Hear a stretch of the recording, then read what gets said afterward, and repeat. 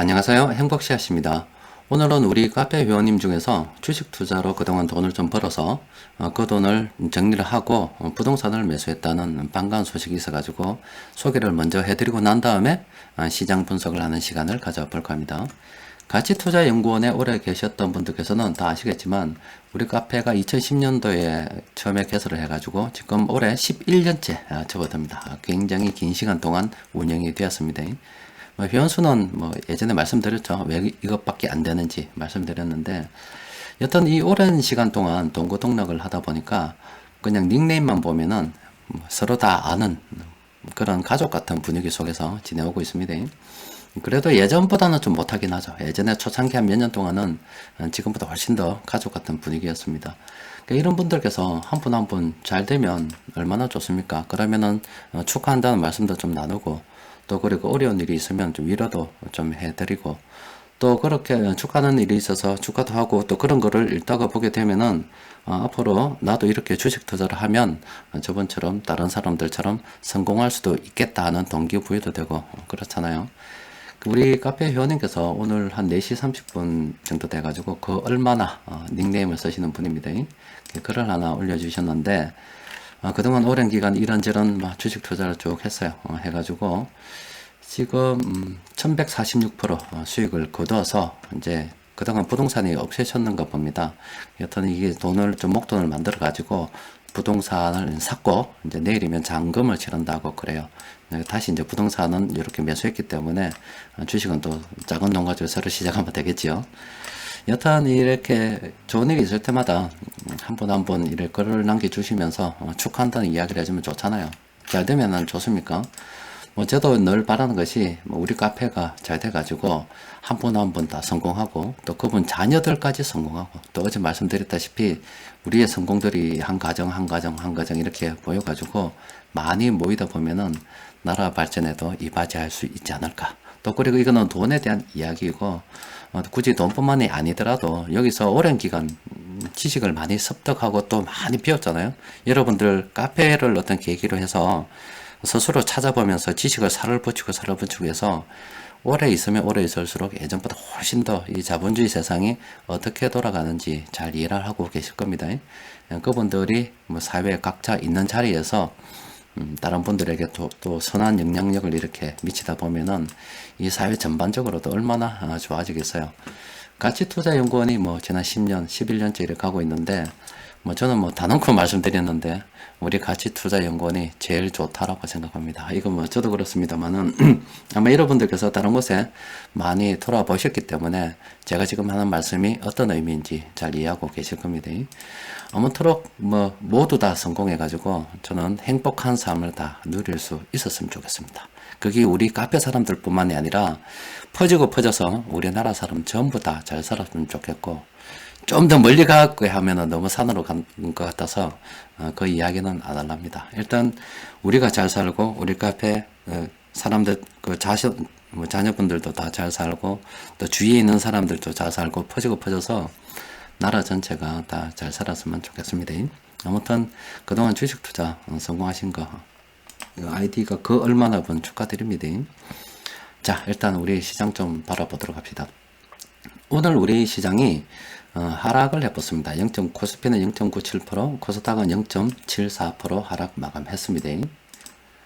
시장이 이렇게 하락한 거는 우리 시장만 그런 게 아닙니다. 현재 지금 시장을 정리하고 있는 이 시간에 유럽 증시도 보면은 유럽 증시도 하락을 하고 있죠. 그리고 일본, 중국, 홍콩 증시도 그렇게 크게 오른 것도 아니고, 또 지난밤에 미국 증시도 크게 오른 게 아닙니다.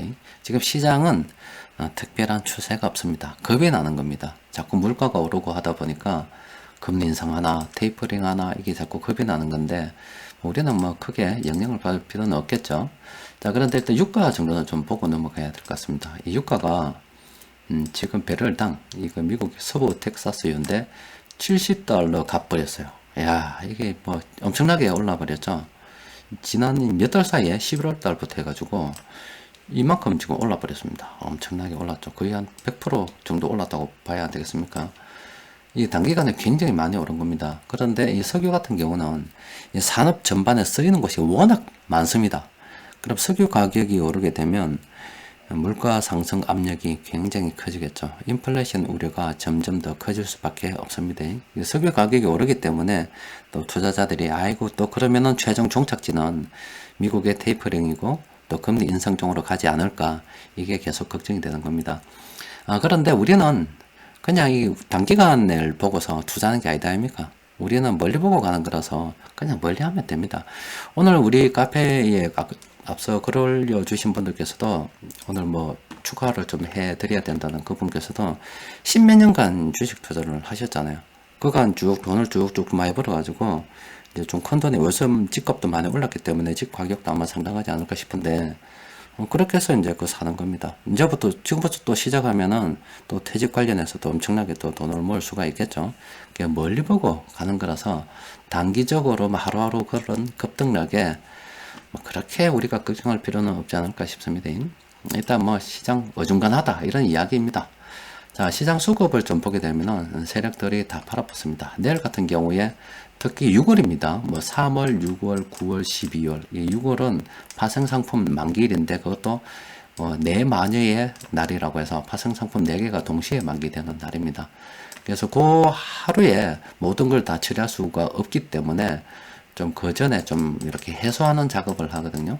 그래서 지난 한 1, 2주 뭐 어느 정도 기간 동안은 요 만기에 한 번에 시장 충격이 너무 커서 미리미리 정리하는 그런 수순을 밟았다고도 볼 수가 있어요.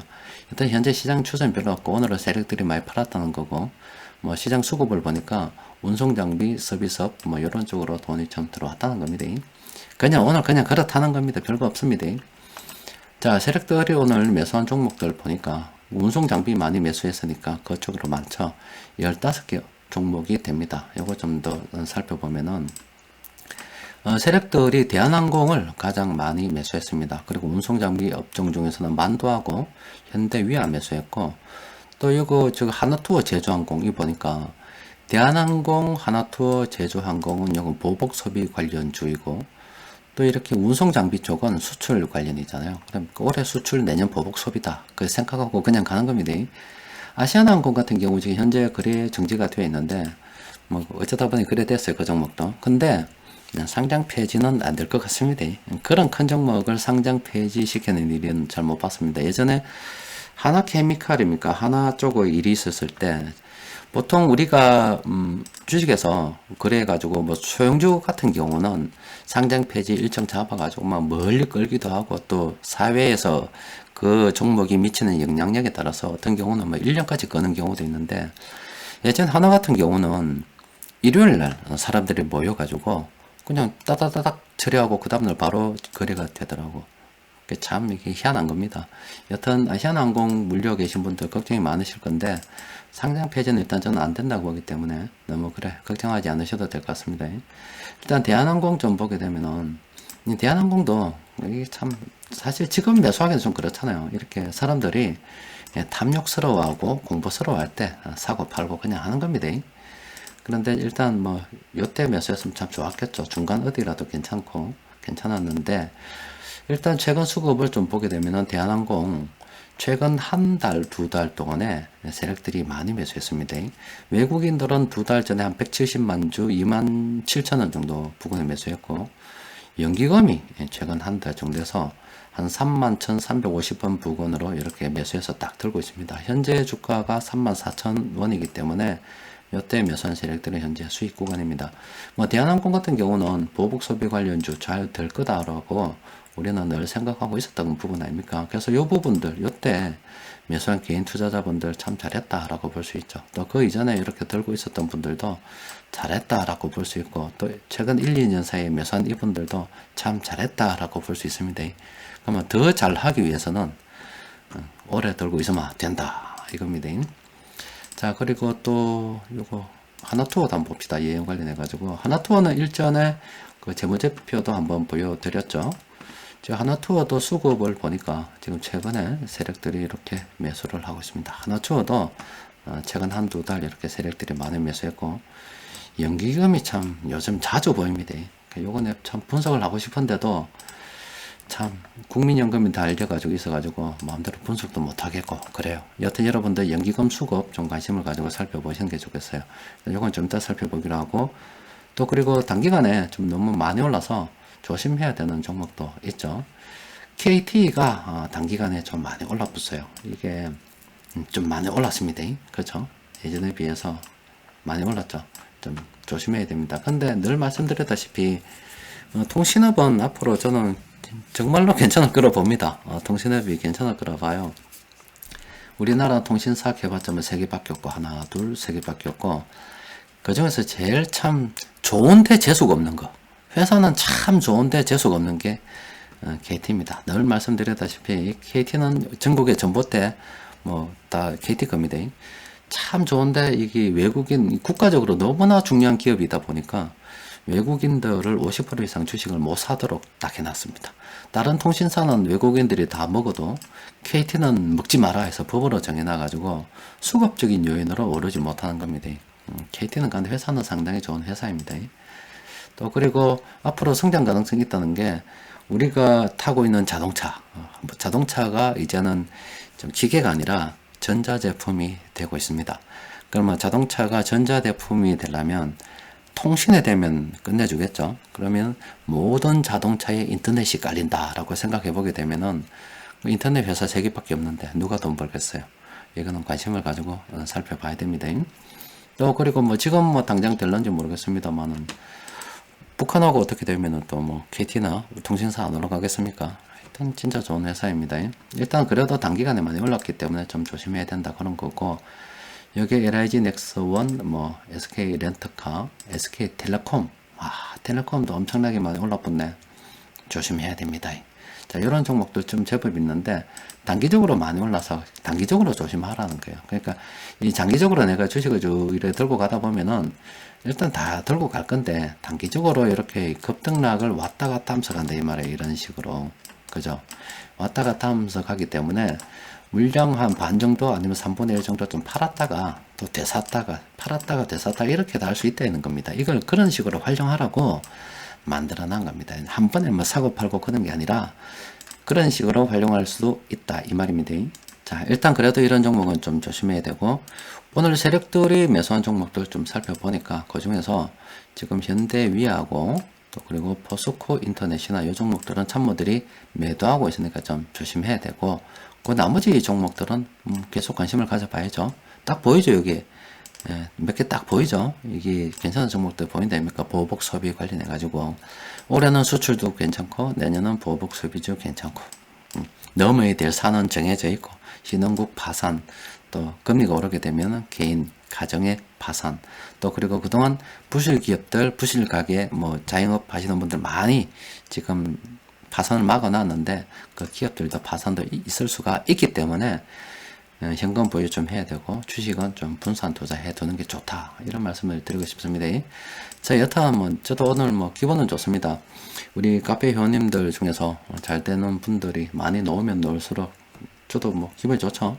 그래서 지금 10년 동안 카페 뭐 잘 운영해 온 것 같습니다. 뭐 여러 가지 일이 있었습니다만은 안 죽고 지금까지 살아가지고 있고, 아마 10년 전에 저와 함께 시작한 모든 분들 중에서 살아남은 분들이 몇 분 계시겠어요? 거의 다 죽었겠죠. 아마 이게 저는 일이 앞으로 한 10년만 더 이 시장에서 계속 버티면은 아마 우리 주식 시장에서 살아있는 화석이 될 수도 있지 않을까 싶기도 합니다. 모르겠어요. 혹시 그동안 네이버에서 카페 하지 말라고 없애버리면 뭐 못하는 거지.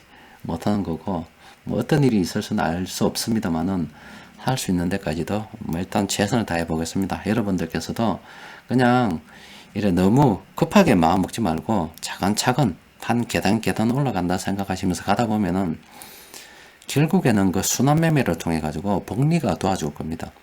수익이 또 수익을 내고 수익이 또 수익을 내면서 그렇게 부자가 되는 거지, 그냥 한 방에 부자 되는 거 잘 없습니다. 또 그리고 한 방에 부자가 된다 그러면은 갑자기 내게 아닌 돈이 쑥 들어오게 됐을 때 또 금방 나가버립니다. 사람들이 돈 관리를 생각보다 많이 못합니다. 그러니까 여러분들께 권하는 이 투자 방식이 굉장히 좋은 겁니다. 왜냐하면 여러 종목, 50종목, 100종목 이렇게 투자를 한다고 가정했을 때 한 종목에 1억씩을 넣어도 그럼 100억까지도 운영이 가능하잖아요. 그런데 한 두세 종목 아니면 단타 때리면서 100억을 갖다가 운영해 보라 하면은 이 사람 절대 운영 못 합니다. 그러니까 그것을 미리 키워놔야 되는 겁니다. 자, 어쨌든 뭐 오늘은 여기서 마무리 하겠습니다. 이상입니다.